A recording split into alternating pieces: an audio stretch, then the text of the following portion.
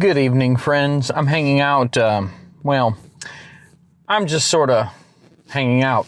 Anyway, this may be the first sitting Rolling Rambles, and it's not going to be a long one because I don't have much time. There's a video game that is really, really good. A relatively modern video game that is really good. I mean, amazing. I don't consider myself a modern gamer, so to speak. Now, I'm not talking modern audiences, which don't exist. I'm talking about games that are relatively new within the past 5 years. Except now, this one game. Now, to give you reference, the newest PC game I played prior to this one was probably Senran Kagura Peach Beach Splash.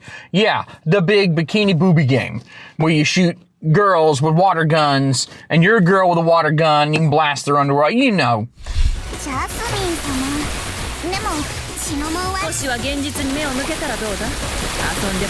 If you are one of the 10 people or 100 people or whatever that follow me pretty closely, you've seen it. You've seen my streams.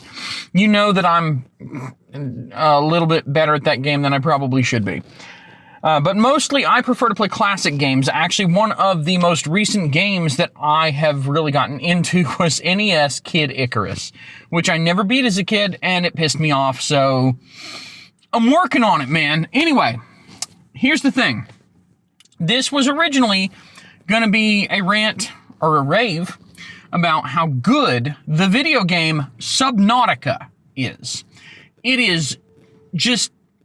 I don't know that you could make another video game that really captures the same spirit. It is pretty unique, and I think they really had something very special with that game. Now, sorry about the coughing, it's just, I can't do much about it, man. Oh, hey, look at this. North Carolina drink, cheer wine. Woo! Maybe I won't die of coughing to death now. But they had something very special. It blended all of these different gaming elements just pretty perfectly, especially how it accidentally is also a horror game. And there's just, I don't know how to explain it. You really do have to play it for yourself. But there's a lot to do, and it really does mess with your head a bit. Like, you really do get into Subnautica. So the video originally was going to be me talking about how great the game is, how much I've been enjoying it, the things that I've tried, and, you know, the ways that it has, actually, I've figured out only later, it manipulated me into being a lot slower to progress than I thought. But I'm not going to talk about that. I'm not going to talk about that because I discovered something that it fits more within the political than it does in the tech or gaming or whatever side of my channel. But this is the thing. Where did my microphone go? My microphone's on the back of my neck. What the crap? If you have played Subnautica, you know that the soundtrack is great. It is a very, very well done soundtrack. It fits like every single place you go. The music in the back, it just fits. The sound design fits. Like,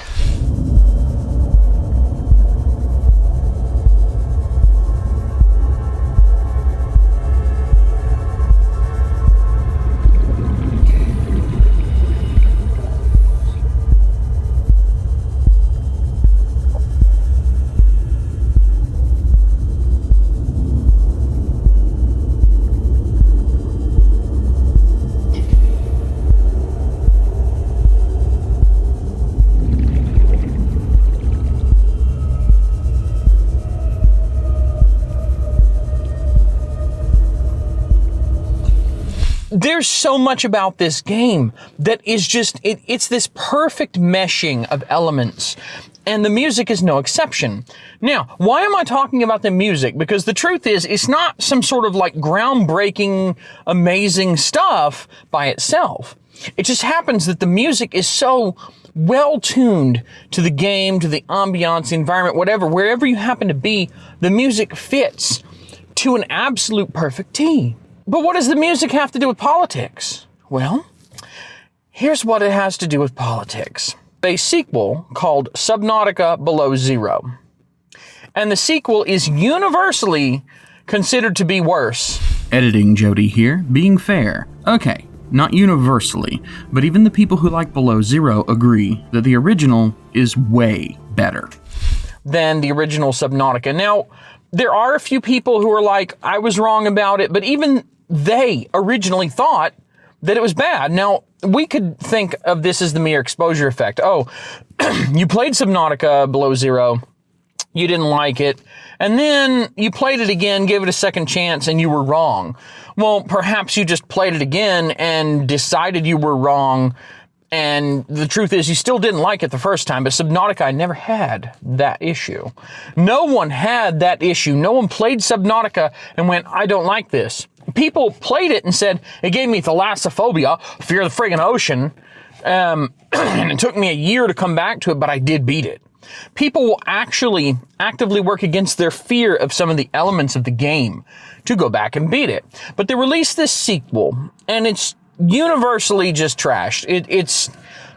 It's not really living up to it. But next to the original game, it's hot mess. And so a lot of people are very disappointed with it.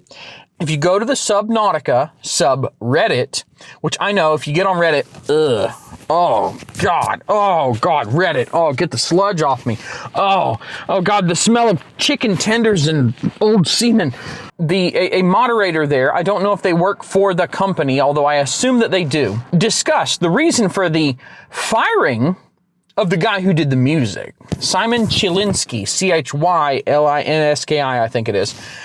They fired Simon Chylinski not because he did a bad job with the music, not because he told off his coworkers, but literally mean tweets. It's mean tweets the meme all over again. They fired Simon Chylinski, the guy behind the excellent music in the game, because he tweeted things they didn't like politically.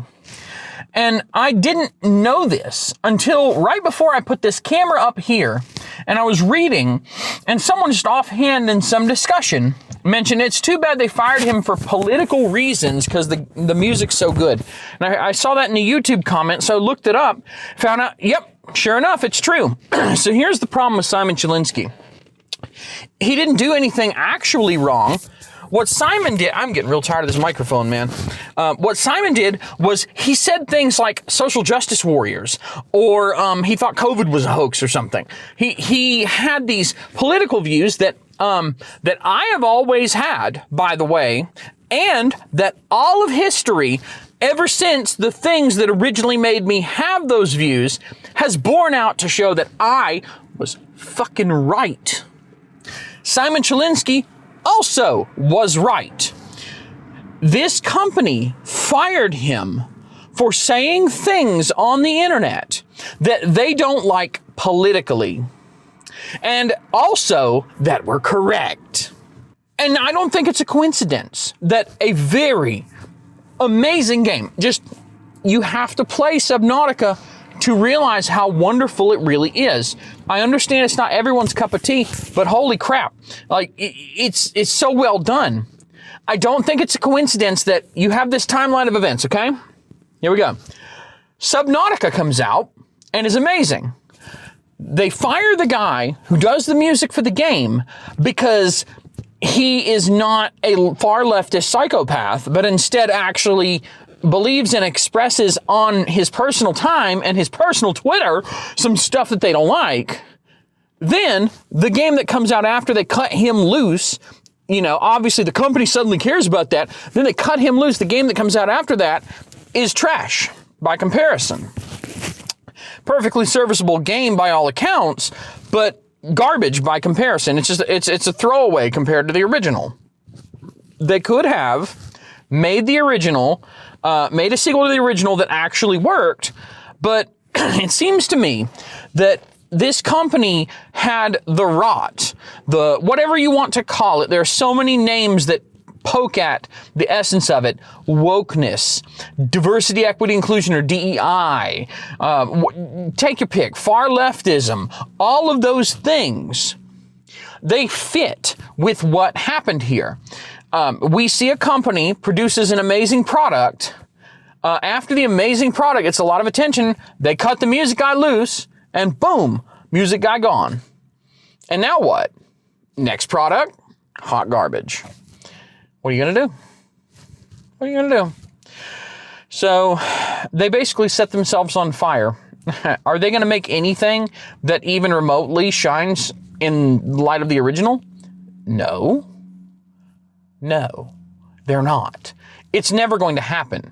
They have shot themselves not just in the foot, but in the heart, because they've allowed this cancer of caring about the politics of some guy on your team to take massive precedence over the thing that they actually should care about, which is producing a good product and hiring the best people to produce the product. I don't care what your politics are.